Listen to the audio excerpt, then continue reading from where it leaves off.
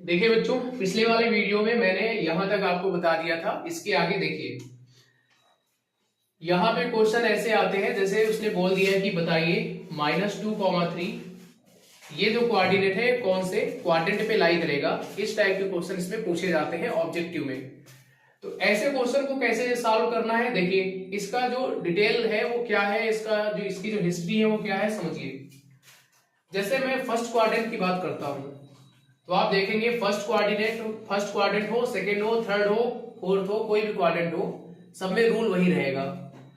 Process ये होता है कि जैसे अगर मुझे फर्स्ट वाले क्वाड्रेंट में ये पता करना है कि इसमें जो x की वैल्यू है और जो y की वैल्यू है वो पॉजिटिव होंगी या निगेटिव होंगी, अगर मुझे ये पता करना है, क्योंकि इसमें मेन सिंबल ही होता है कि किसमें माइनस लगना है किसमें प्लस लगना है।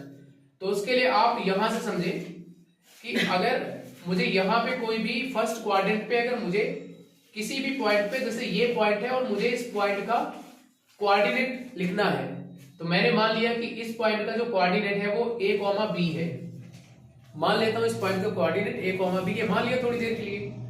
अब आप बच्चों ये बताओ कि ये दोनों वैल्यू मैंने प्लस में ली है, तो क्या दोनों प्लस में ही होंगी?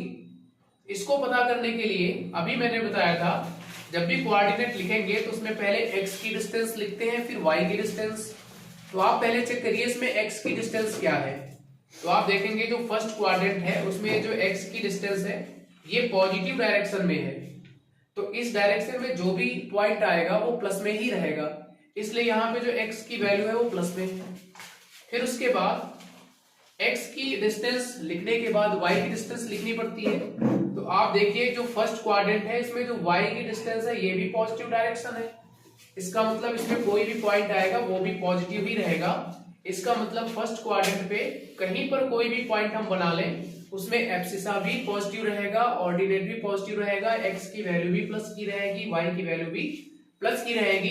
तो हम बोल सकते हैं जो फर्स्ट क्वाड्रेंट है उसका जो साइन होता है वो प्लस कॉमा प्लस होता है। प्लस कॉमा प्लस से मतलब ये हो गया इसमें x की वैल्यू भी प्लस में और y की वैल्यू भी प्लस में। लेकिन जब सेकेंड क्वाड्रेंट की बात करते हैं रूल तो इसमें भी वही रहेगा, पहले x की वैल्यू लिखनी है फिर y की वैल्यू। अब आप मुझे बताइए इसमें जब x की वैल्यू राइट करनी है तो ये तो x की नेगेटिव डायरेक्शन है, इसका मतलब पहले जो x की वैल्यू लिखी जाएगी वो माइनस में रहेगी।